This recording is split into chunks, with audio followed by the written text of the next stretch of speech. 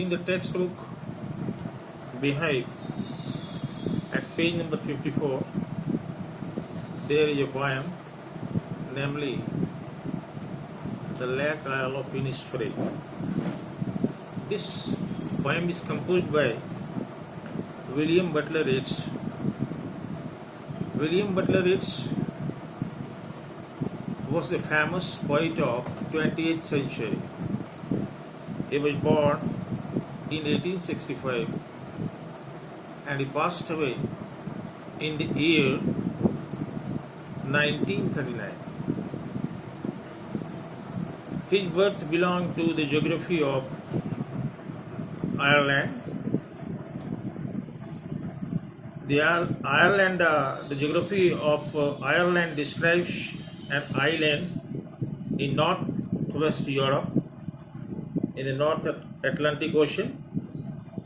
The ocean is responsible for the rugged western coastline, along which are many islands, peninsulas, and headlands. The main geographical features of Ireland are low central plains surrounded by a ring of coastal mountains. This is the virtue of the geography of Ireland, that a person like W. Yeats was born there, and the property of the geography of Ireland gave an atmosphere that W. Yeats could compose this very excellent, wonderful poem for us. The Lake Isle of Innisfree is a poem that expresses nostalgia and love for the native land.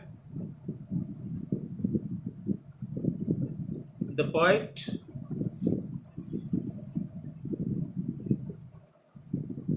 remembers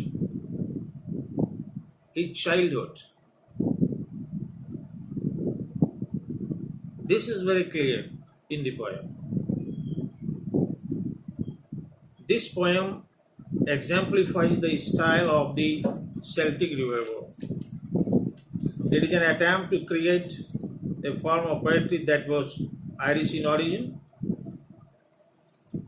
rather than one that adhered to the standards set by English poets and critics. It received critical acclaim in the United Kingdom and France. The Isle of Innisfree is an uninhabited island within Lough Gill in County Sligo, Ireland, near which it spent his summers as a child. It describes the inspiration for the poem coming from a sudden memory of his childhood. While walking down Fleet Street in London in 1888, he writes, "I had still the ambition formed in Sligo in my teens of living in imitation of Thoreau on Innisfree, a little island in Lough Gill, and when walking through Fleet Street, very homesick, I heard a little tinkle of water and saw a fountain in a shop window, which balanced a little ball upon its depth, and began to remember lake water. From the sudden remembrance came my poem Innisfree. My first lyric with anything in its rhythm of my own music. I had begun to loosen rhythm as an escape from rhetoric wings, but only understood vaguely that rhetoric and from that emotion of the crowd that rhetoric brings. But I only understood vaguely and occasionally that I must, for my special purpose, use nothing but the common syntax. A couple of years later, I could not have written that first line with its conventional archaism, arise and go, nor the inversion of the last stanza.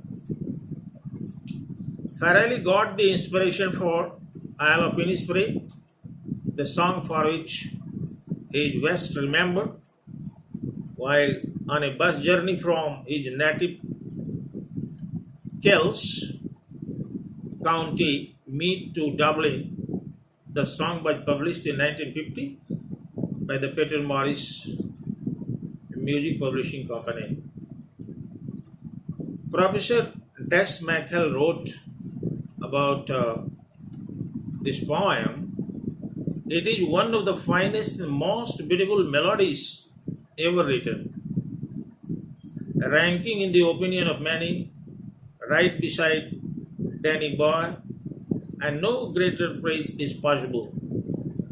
But its appeal is also timeless and international, expressing as it does the trauma of separation from one's birthplace and the ecstasy of returning to the physical soil from which one is sprung. But it is the sheer, unanswerable beauty of the melody of Richard Farrelly's The Isle of Innisfree that makes the greatest impact and dwells so deeply in memory.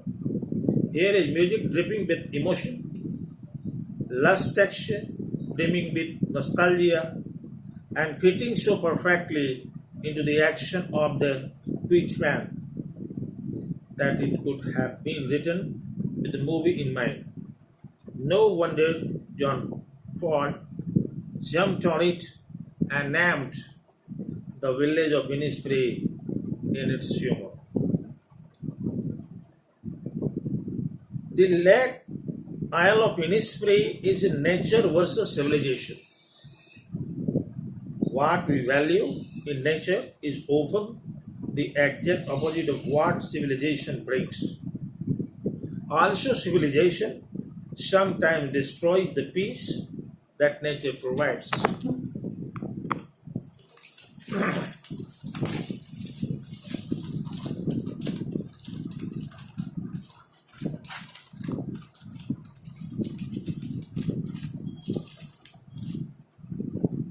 In this poem, the poet reminds his past, his boyhood, when he visited the peaceful lake Isle of Innisfree.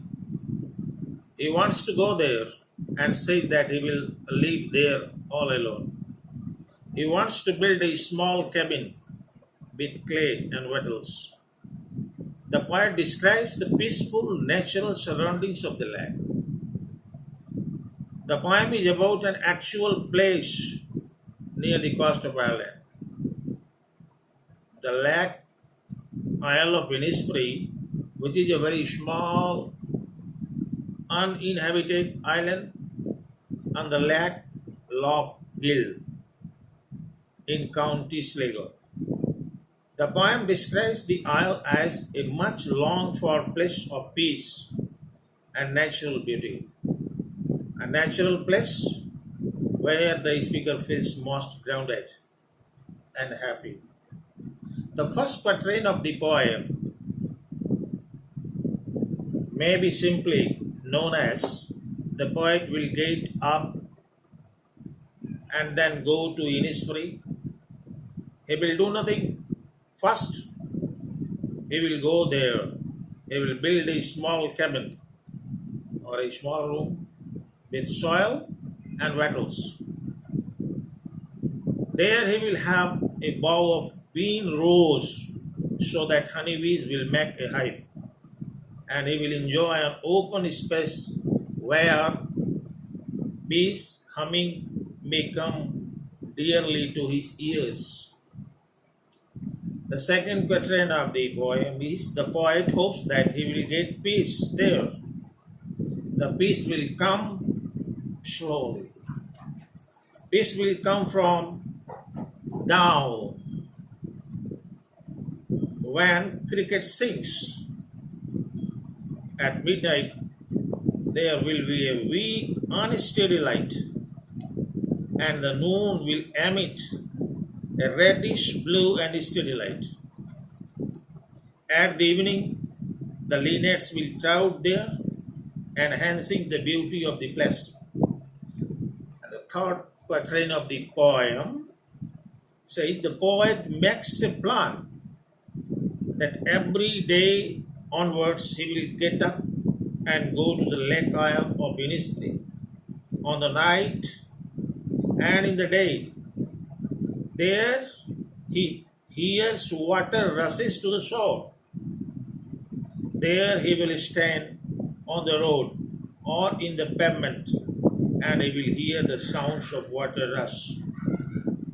This poem in our textbook is a very good poem for us.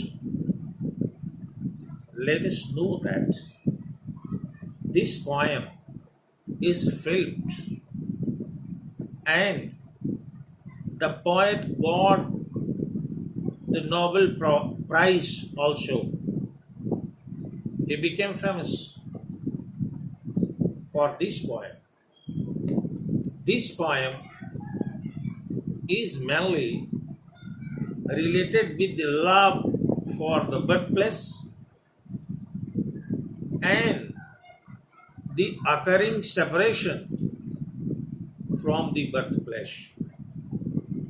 The poet is a person who, after a long time, wanders in a foreign country, but there he remembers his birthplace, and then this poem is sprung in his mind, and that is with us for our reading and for our enjoyment. Thank you. Let us read the text.